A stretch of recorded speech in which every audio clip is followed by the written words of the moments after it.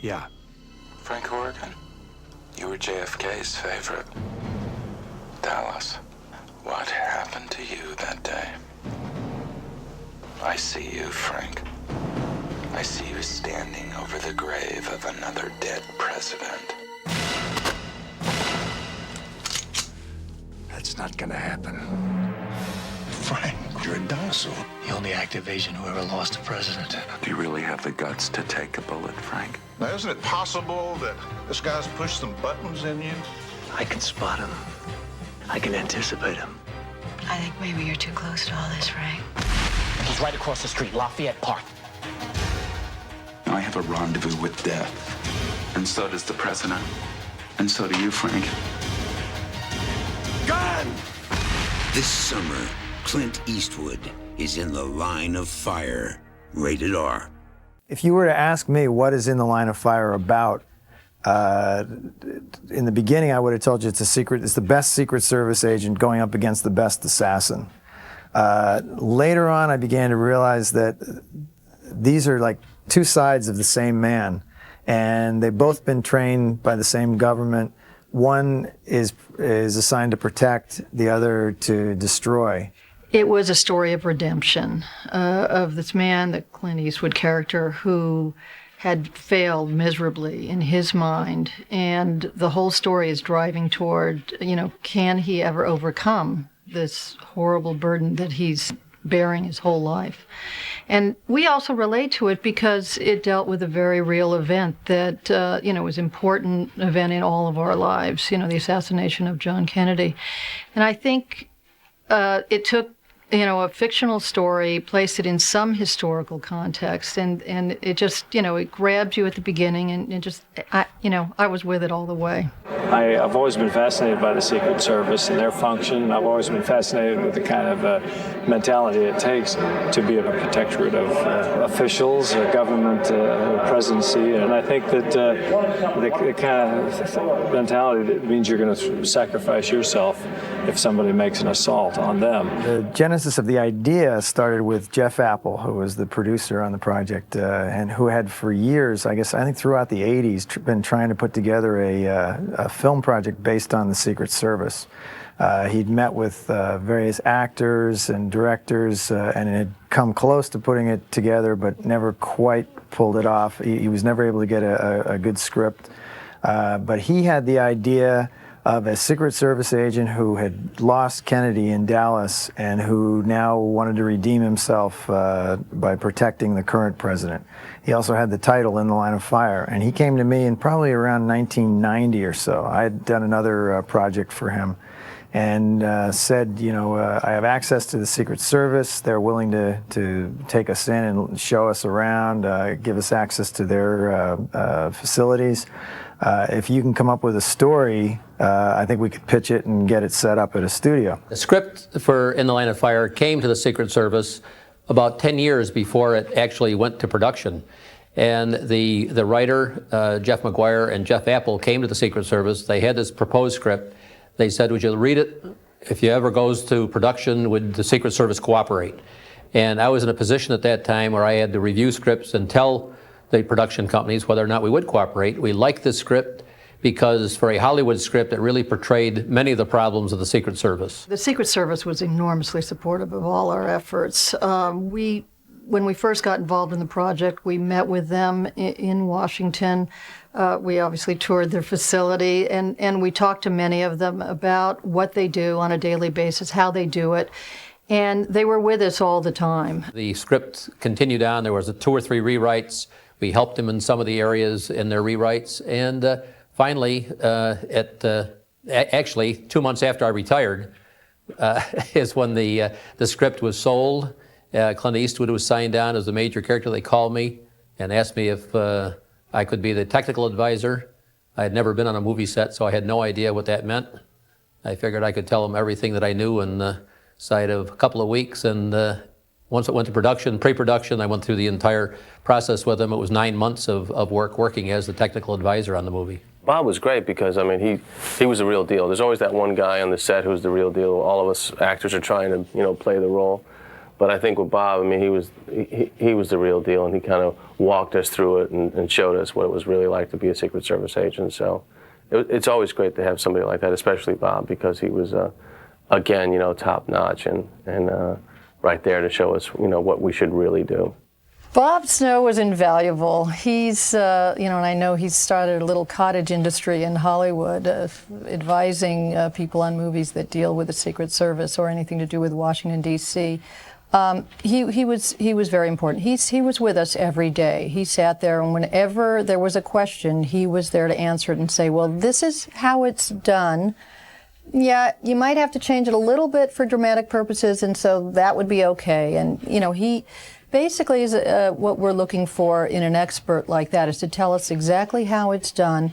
And if we felt we needed to change things dramatically, what was within reason and would work and still come across as being realistic to someone like him or other Secret Service agents. I've been able to talk to a lot of Secret Service women since I've been here, and that's been helpful, just to know, you know, what they do and what's expected of them and how they dress and things like that. The agents are recruited through our field offices throughout the country. Then they are sent to a 9-week training course in Glencoe, Georgia, which all federal agents go to initially. It's just a very basic. And then they are brought up to our own training center at Beltsville, Maryland, where they go through another 9 or 10 weeks of training there. And then really their first year on the job is total training. They're returned to a field office. They're assigned to a training agent, somebody that's an older agent, that will then take them through some more steps through that first year. So really the first year on the job is considered a training year. Every agent begins his career in the field. That's where he cuts his teeth. That's where he learns how to do criminal investigations. That's where he gains the experience and he matures into an agent who ultimately will transfer to a protection detail. And those skills truly serve him well, because that's where you develop what I call the knack. You know that you can deal with any problem. You know that you can deal with the eventual and inevitable twists and turns in a protection assignment. And ultimately you get your legs. You learn from senior agents. You also learn the culture.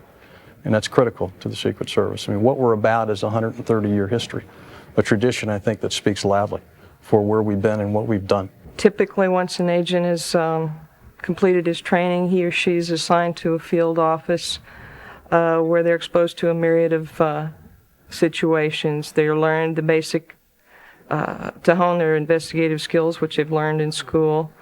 They're exposed to our financial crimes investigations, our counterfeit currency investigations, and then after they've gained some experience and expertise, we work them into the protective intelligence cases.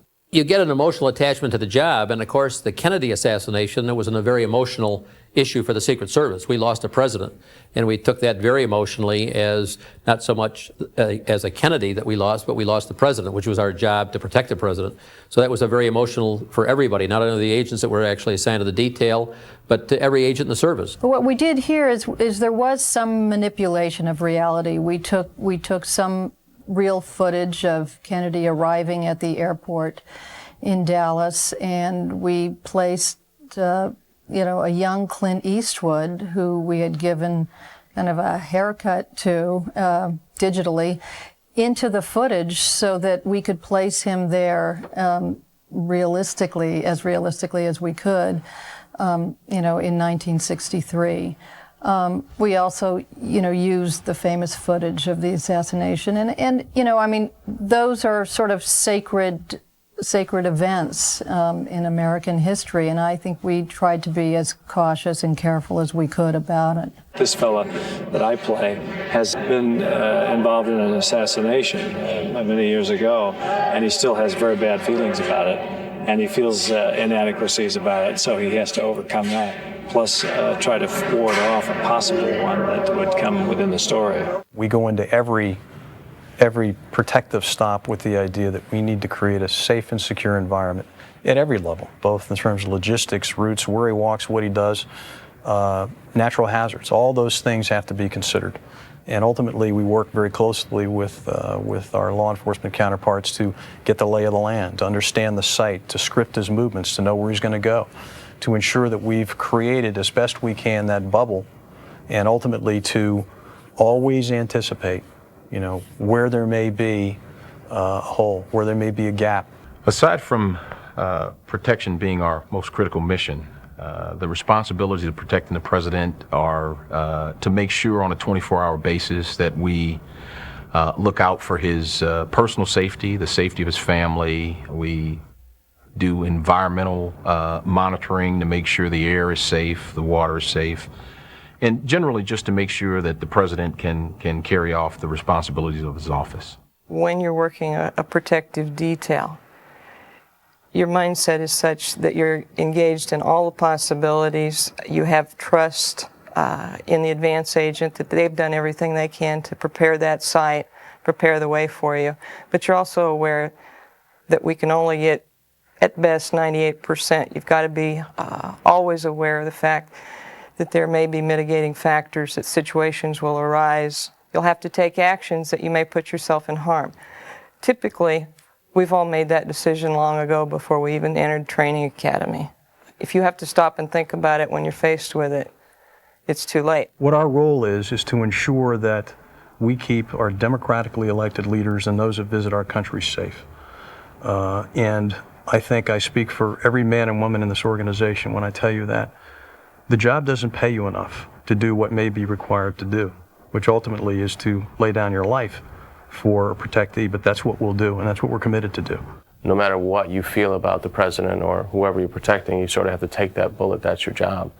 And that's kind of a tall order. This role was much more about the interior world of this guy that I was playing. I was much more concerned about, who he was and what his fears were, and what his life was. I was much more concerned about what his inner world was and why was he so frightened. What was his darkness. When you're assigned to the presidential detail, or anytime you're protecting someone, your total focus and your total idea is to make sure that the president is this secure environment, and you're part of establishing that secure environment. So it's a serious job. The agents take it very seriously, and it's the mindset has to be total concentration on what you're doing, because the least little bit of change, the least little bit of an incident, you have to be able to react and be set to do what you have to do, whatever the situation might be, and you have no idea what kind of situations come up. In a motorcade, for example, as you see in this movie, the motorcade is moving. It can't go too fast because the agents have to run alongside of it, but they're looking for anybody that might be throwing something, coming out of the crowd, coming at the car, doing what they might do that would be considered a threat to the president, and that's why they're there. But usually they just go up alongside of the car, and eventually, of course, as the car speeds up into the motorcade, then they'll drop back and jump onto the running board or jump into the follow-up cars. You may recall in the movie where Clint Eastwood is working the rope line when the president's motorcade stops and they have to jump out and work the rope line, and we had to teach Clint how to actually do that, how to run alongside of the car. How to have to keep your hand on the car, so if the car turns left, you don't want to be turning right and have your car drive away. The way the agents would stay along the side of the car, how they operate there.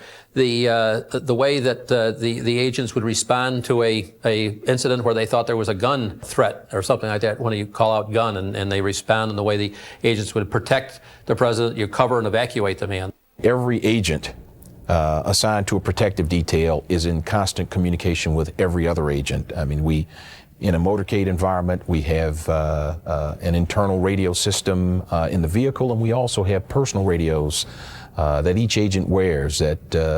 So we keep each of us stays in constant contact and receives the same information about ongoing events. Constantly in any kind of protective mode, you have to think about what the possibilities are and what might happen and what somebody could think up to do. And you're actually it's almost like a locksmith. You invent a lock, and then somebody invents a way to thwart that lock.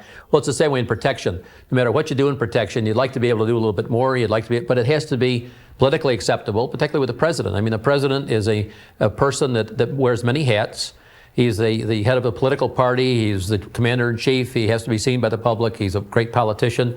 And yet we would, from a protective standpoint, would like to very much house him and just take him from point A to point B in a tank. But that's not going to happen. So we have to adjust our security around that kind of an atmosphere.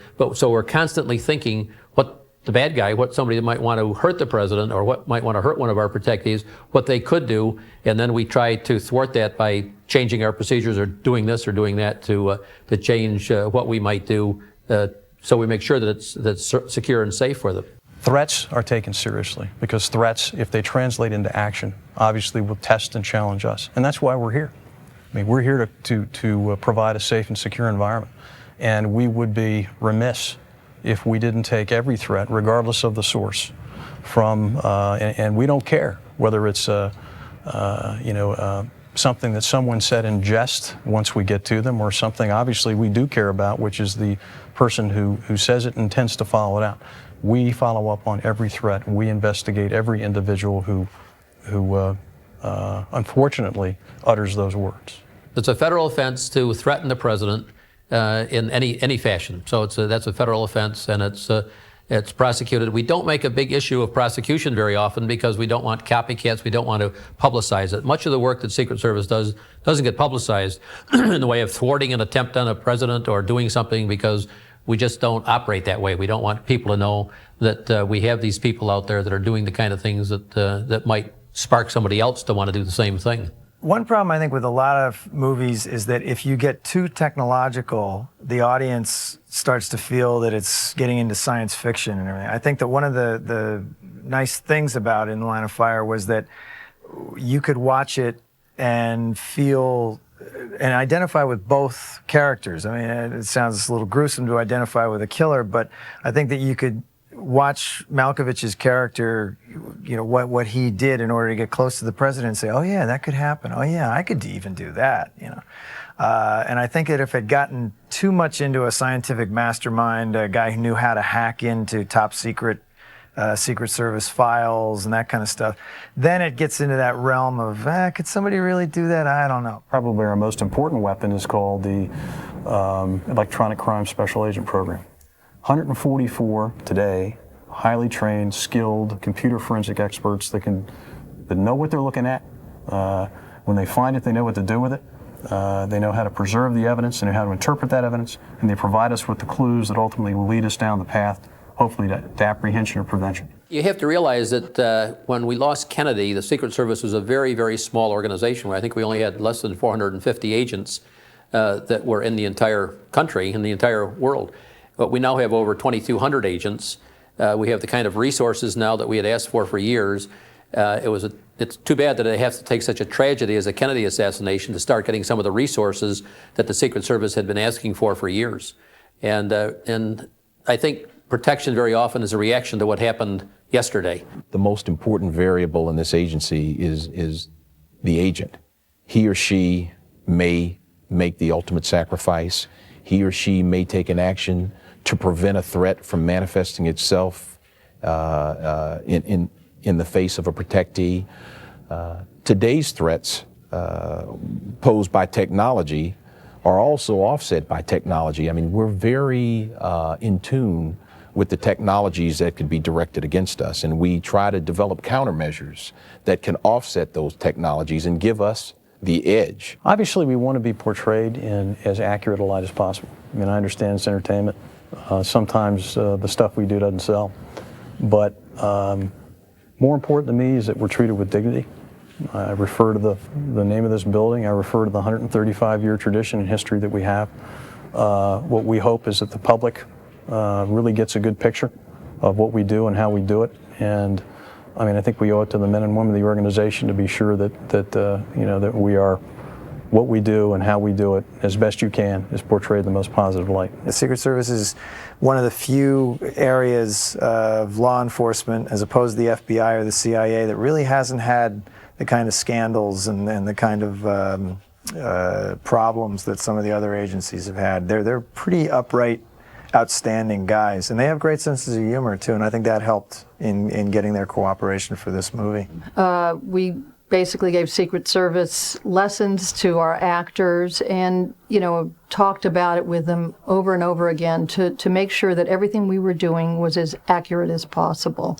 The public may not know it, but we wanted to make sure that the Secret Service would watch the movie and say, yeah, that's the way it's done.